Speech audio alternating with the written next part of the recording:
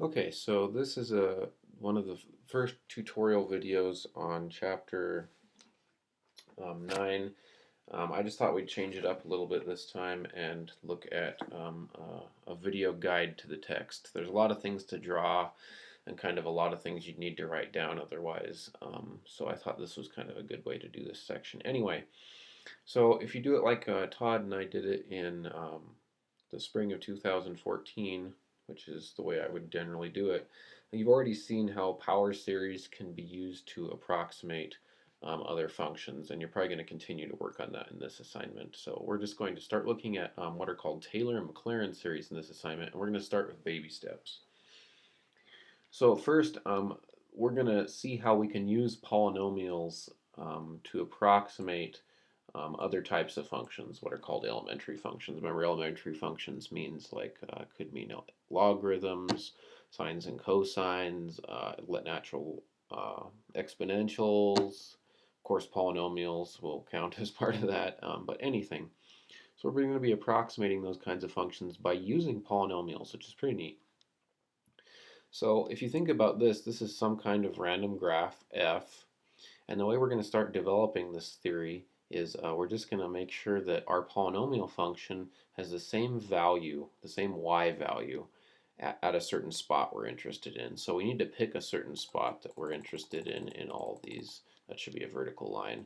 So the spot we're going to call C, and you already did that in power series, right? You looked at a specific interval that you needed the power series to apply to the function you're approximating. So usually it only went out like a certain amount from that, right? And that's kind of how you had to develop that.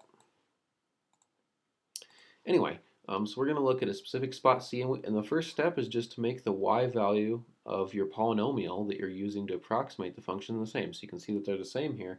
And if you think about what else is true besides the y value being the same, what else is the same about this picture? If you look at the picture, the y value is the same, but also isn't the derivative the same?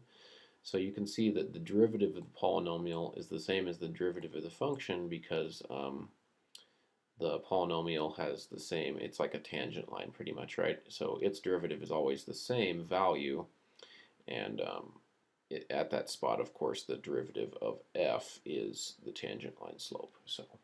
So two conditions there, okay? All right, so let's go actually do an example like that. So let's say we have the function e to the x. So you can see we've got e to the x, this kind of shape right here.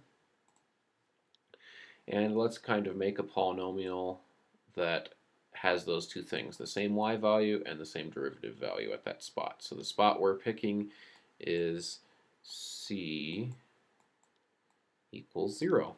Okay? So let's just see what the y value of the function is and make our polynomial have the same value. So we plug in 0 to the function right here.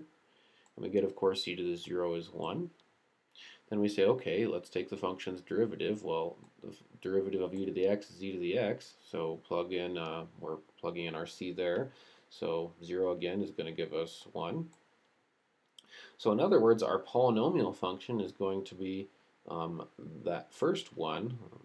This guy goes down in here, and then times 1x. So this is like a 1 right there. You can see, I'll put it in red. 1x. And that's our polynomial function. You can see, of course, that in the neighborhood of c, our polynomial does a pretty good job of approximating the function. But the farther you go out from c, like in here, the difference between them, or in here, the difference between our approximating polynomial and the function is very small. As soon as you go farther away from c, maybe like out at 1, you can see that the difference between our polynomial and the function we're approximating is growing. So that has to do with an interval of convergence, as we'll get to as we look at Taylor series. But notice it does a better job near C, and the farther away you get, the worse it does.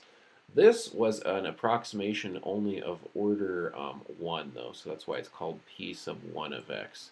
If you do higher order polynomials, you get a better approximation. So let's go look at that. So in this one, we still have our first polynomial, same question. But now we're going to say, what if we made a second order polynomial? So instead of just requiring that the y values be the same, right? That's right here. and that the derivative at C, remember, let's remember that the specific spot we were interested in, the center of our interval, was C equals 0.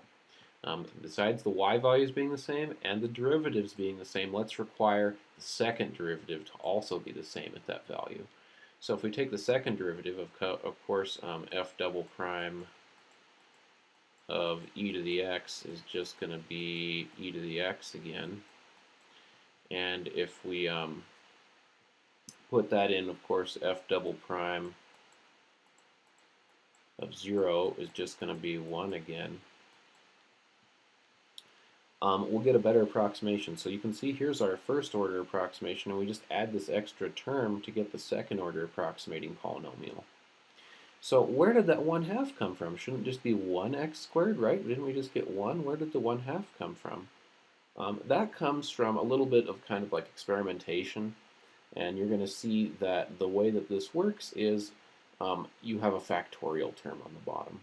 Okay, so no matter what thing you're trying to approximate, well, excuse me, for this particular one, you're going to get a factorial term on the bottom.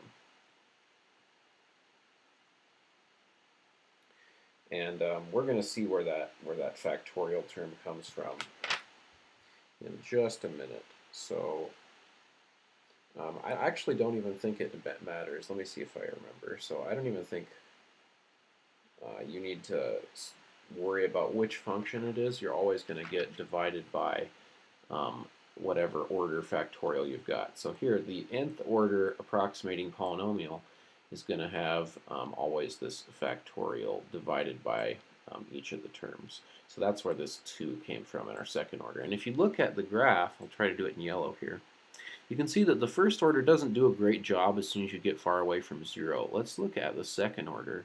So if you see the second order polynomial that we just constructed, I think it does a pretty good job farther away. So the higher the order of polynomial, the kind of farther away it'll do a good job. And when it's in this interval down in here, when it's close, it'll do an even better job close too. So of course, the higher the order, if you're approximating polynomial, the more accuracy you're going to get. The trade-off is, in terms of computer language, it's going to take more computing time to compute to compute a higher order polynomial approximation. Okay, so let's look at that same one. So you might be able to look at some tabular values. You can see here was the C we were talking about, and they've got it going a little bit farther away. You can see the actual value here in the center. This is the actual. Haha. There's the actual value of the function, and then this one said a third order. So a third order, notice they've added one more term with a 3 factorial down there. 3 times 2 times 1, that's where the 1/6 comes from. And you can see that the polynomial is doing a really good job in close. You can see how close these values are. And then once you get farther away, you can see it opening up a little bit more, and you have this difference already at the 10th place. And there's a picture of P3, and look, it's hugging it even a little bit better than P2 was. Okay, so that's the first video. In the second one, we'll look at a more generalized version instead of just e to the x. What about for any kind of function? Okay, see you then.